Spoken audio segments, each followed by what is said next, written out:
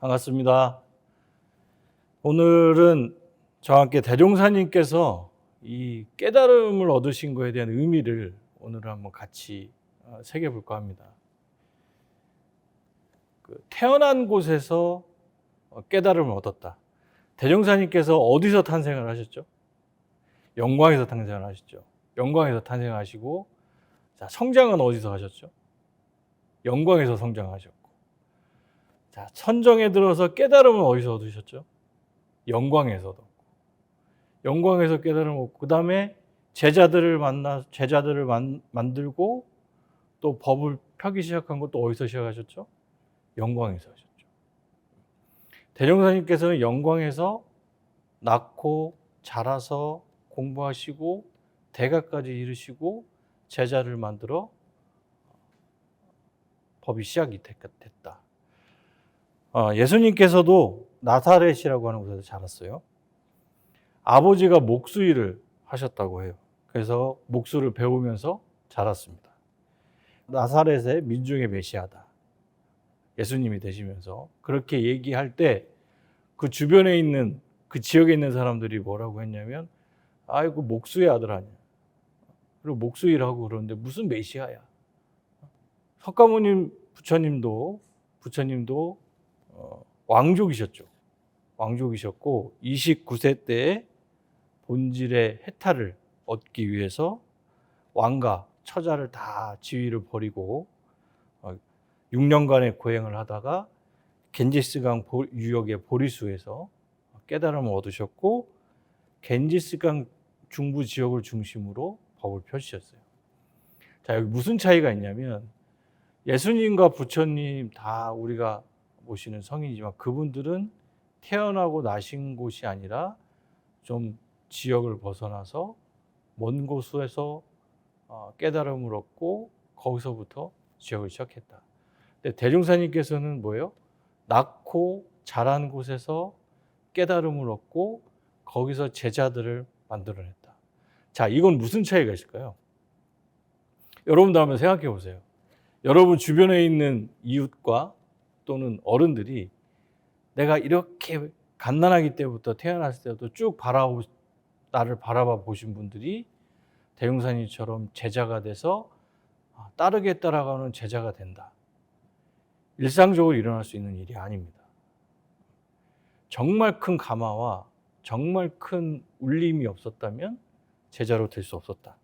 대종사님께서 구인 제자가 있으시죠.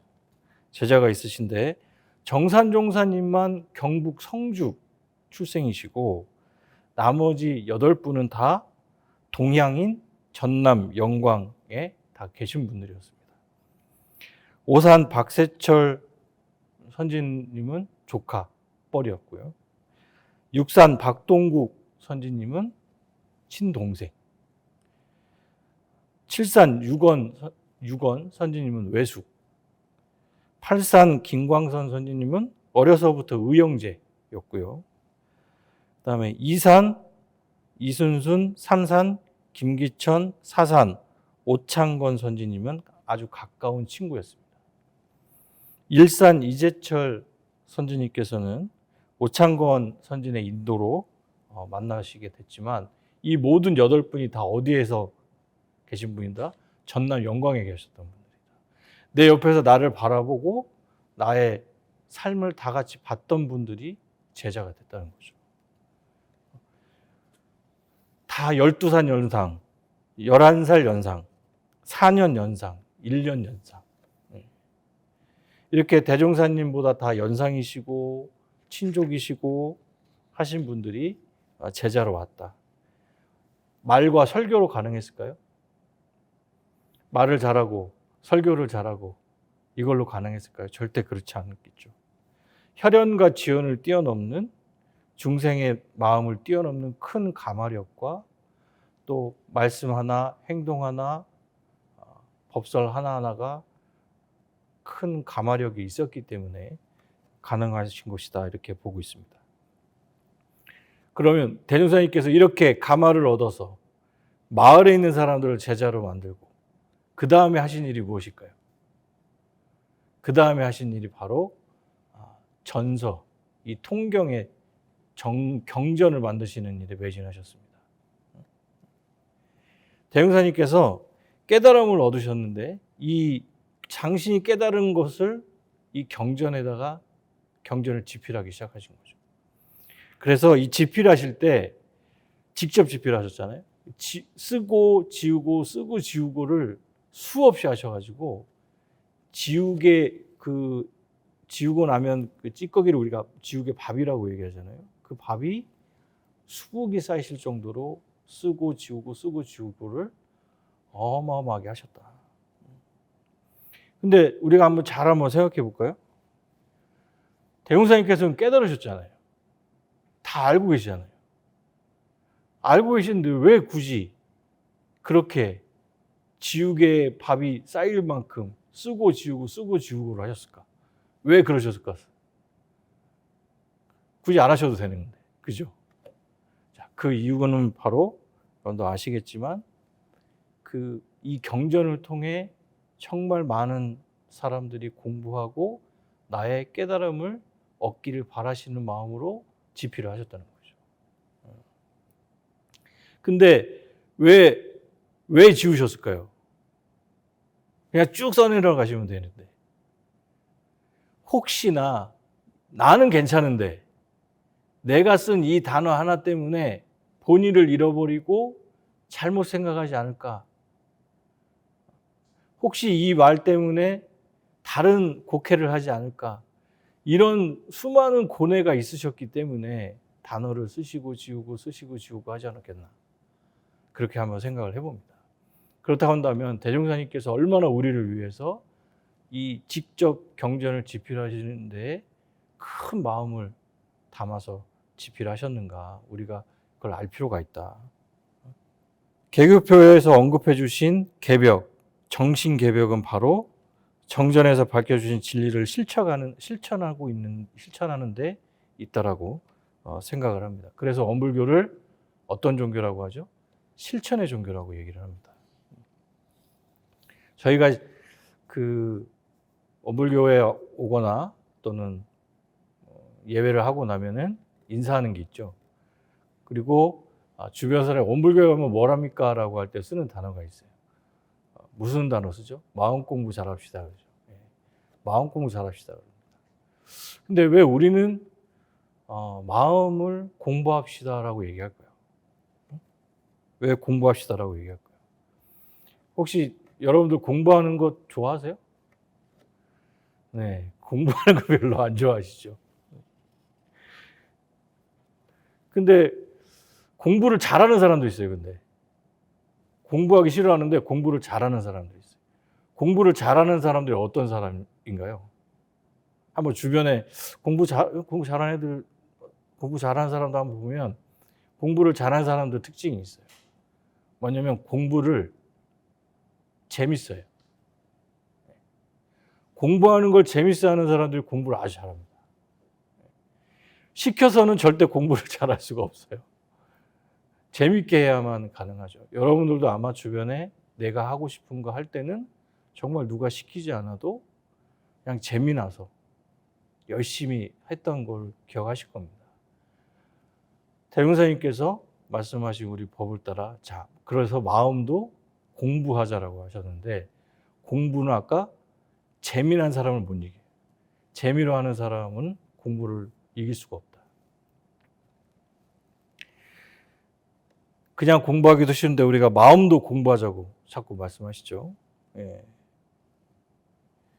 근데 왜 우리가 이 마음 공부하거나 교당에 와서 이 마음을 얘기를 할 때 좀 어려운가? 왜 그걸 어렵게 생각할까? 우리가 해보지 않고 그거에 대한 재미를 못 느끼기 때문에 그렇다. 아까 말씀드린 대로 재미나서 하는 거는 이길 수 없다고 그랬잖아요. 이 마음 공부도 재미를 한번 느껴야, 아, 이게 재밌구나라고 하는 이제 힘이 생기는 겁니다. 근데 그 마음 공부를 한번 해보는 건 어디서 하냐? 바로 여러분 교당에서 교무님과 또는 같이 공부하는 우리 교우님들과 함께 그 이야기하고 공부하면서 재미를 느껴봐야 돼요. 근데 그 재미는 어떻게 느껴지느냐? 직접 해봐야 됩니다. 직접 해보지 않고 그냥 글로 설교로 이렇게 들어서는 절대 재미를 느낄 수가 없어요. 제가 군종장교 시절에 군인들에게는 이렇게 야구, 지역에 있는 야구 관람권을 줍니다. 군인들하고 함께 와서 보라고. 근데 저는 사실 야구라는 스포츠를 알지를 못했어요. 그리고 그 당시에 저에게 야구는 5시간 반을 하는 스포츠. 이 시간까지 뭔 스포츠 그렇게 오래 해? 이게 뭔 재미로 하는 거지? 뭔 재미로 보는 거지? 근데 야구장에 있는 사람들은 너무나 열광하고 야구에 대한 재미에 빠지고 야구에 대한 얘기를 하면 시간 가는 줄 보고 얘기를 하더라고요. 근데 어느 날 그 티켓이 나와서 그 티켓을 따라 군인과 함께 야구장에 갔습니다. 처음으로 야구장이라는 것을 경험을 했는데 그 응원석에서 응원하는 사람들이 주는 압도감, 선수들이 뭔가 최선을 다하는 그 느낌은 있더라고요. 근데 야구를 뭘로 알고 재미를 하지? 근데 옆에서 야구를 좋아하시는 분이 교무님 제가 야구를 관전하는 방법을 알려드리겠습니다 라고 하면서 이런 얘기를 했어요. 교무님 150km의 공을 던지는 공을 치려면 투수가 공이 손에서 떠났을 때 스윙을 해야 150km의 공을 때릴 수가 있습니다. 근데 투수에게는 150km와 130km 미만의 변화구가 있습니다. 150km에 치기 위해서 스윙을 하다가 130km의 공을 던지면 배트가 이미 돌아가 있고 공은 나중에 들어온다는 거예요. 이거를 타자와 투수가 수싸움을 하는 게 야구입니다. 그래서 한번 보시면서 투수가 어떤 공을 던지기 위해 하는가, 타자가 이번에 투수의 어떤 공을 치기 위해서 볼 것인가, 그걸 보시면 야구의 재미를 알 수 있습니다. 그걸 보고 봤더니 진짜 야구가 정말 재밌어지면서 시간이 훅 가요. 그때부터 제가 야구를 보는 관점과 마음이 생겼습니다. 마찬가지입니다. 우리가 공부하고 재미를 느낀다는 건 그 재미를 볼 수 있는 정확한 포인트를 우리가 알고 직접 해보면서 재미를 느껴야 우리가 할 수 있다. 우리가 마음 공부, 교당에 가서 마음 공부를 하자. 마음의 공부가 무엇인가? 과연 나는 내 마음을 보고 있는가? 어떤 공부를 해야 하는가? 이거에 대한 우리가 실행을 해보면서 마음의 공부를 찾아야 되겠다라고 보겠습니다. 신앙과 수행을 같이 하죠, 원불교는. 교회나 천주교는 신앙을 중심으로 하는 곳입니다. 신앙을 하는 곳은 조금 믿음으로 강하게 가기 때문에 조금 더 접근하기가 쉬울 수 있어요. 믿음이 우선하니까. 믿음으로써 모든 것을 구원받을 수 있다 생각하니까. 하지만 원불교는 아까 실천의 종교라고 했기 때문에 믿음 플러스 수행, 믿음만큼 수행이 되어야 되고 믿음만큼 실천이 돼야 하는 종교가 바로 원불교고, 그 실천의 중심에 뭐가 있습니까? 마음을 보는 공부가 있다. 이것이 바로 원불교 공부의 핵심이 되겠습니다. 그렇다면 우리는 이 마음의 공부를 어떻게 해야 될 것이냐? 어떻게 해야 될 것이냐? 대종사님께서 아까 직접 경전에 집필해 주셨다고 했잖아요. 자, 그러면 그 교과서가 어디에 있습니까? 우리가 봐야 하는 교과서가 어디에 있나요? 교전에 있습니다. 모든 종교 중에 경전을 직접 깨달으신 분이 직접 집필하신 예가 없고, 또 우리 원불교 경전은 무슨 말로 써 있나요? 한글로 써 있죠. 대종사님이 우리나라에 태어나셨으니까 한글로 써 있고 우리나라의 정서를 담은 아주 최고의 교리서가 경전에 있습니다. 우리가 이 경전에 있는 교리를 하나하나 실천해 나가야 한다. 그것이 바로 마음 공부의 시작이다. 교무님의 설교 또한, 교당의 교무님들의 설교 또한, 문답 또한 교무님의 개인적인 의견을 말씀하시지 않으십니다. 다 교리에 바탕하고 대종사님의 전서에 바탕한 그 교리들을 말씀하시기 때문에 우리가 교무님이 안 계실 때 또 교당이 없을 때는 철저한 교정 공부를 통해서 교리를 알아가야 하고 아는 것만으로 끝이는 것이 아니라 그 교리를 하나하나씩 몸으로 직접 아까 실천해 봐야 돼요. 직접 해봐야 돼요. 내 마음이 어떻게 흘러가는지 내 마음이 어떻게 가고 있는지 하나하나 직접 실천해 보지 않으면 아까 공부는 뭐가 된다? 재미가 없고 하기 싫은 공부가 된다. 아시겠지만 제가 원불교 군종장교 1호로 근무하고 전역을 했습니다. 제가 군종장교 시절에 제가 교화의 세 가지의 기준을 삼고 했던 게 있습니다. 처음에는 나의 입으로 원불교를 이야기하는 것, 첫 번째. 그래서 나를 만나는 모든 사람들이, 원불교를 모르는 사람들이 나를 통해서 그 원불교를 알게 하는 것, 그걸 첫 번째 교화의 목표로 삼았고, 두 번째 교화는 나의 원불교의 이 신법, 아까 마음 공부와 나의 인격의 변화를 통해 나를 보는 사람들이 감화를 얻게 하는 것. 그게 제 두 번째 목표였습니다. 그리고 세 번째는 그 감화력을 통해 이분들이 원불교의 교법을 만나게 하는 것. 제가 생각하는 교화의 세계가 바로 이거였습니다. 마음 공부를 통해 내 마음을 하고 그 다음에 아까 말씀드린 대로 공부의 재미를 느낀다고 한다면 내 옆에 있는 사람들이 그 재미를 아마도 따라서 느끼게 될 겁니다. 제 주변에 교도님들이 계신데 어떤 교도님께서 지금 원불교를 만나고 지금까지 교당 생활을 하시면서 교전을 처음부터 끝까지 11번을 쓰셨다고 해요. 그래서 11번이라고 여러분 직접 이것도 사경을 해보신 분들은 알겠지만 처음부터 끝까지 11번을 썼다. 진짜 어마어마한 실천력이고 수행력이죠. 근데 그분이 말씀하시는 게 쓸 때마다 다릅니다. 한 번 쓸 때, 두 번 쓸 때, 세 번 쓸 때, 11번. 제가 왜 계속 쓰는 줄 아십니까? 11번, 12번째 쓰는데 12번째 쓸 때 또 다르다는 거예요. 교리가 오는 것이. 그러면서 그 모습을 보고 사위가 아버님 뭐 하십니까? 라고 할 때 나 이거 법문을 사경한다. 너도 한번 써볼래? 그랬더니 저는 좀 하다가 한번 나 믿고 한번 써봐 라고 했는데 그 사위가 그 사경을 하고 나서 지금은 교당의 부회장을 맡고 있다라고 너무나 자랑스럽게 말씀하시는 교도님의 모습을 봤습니다.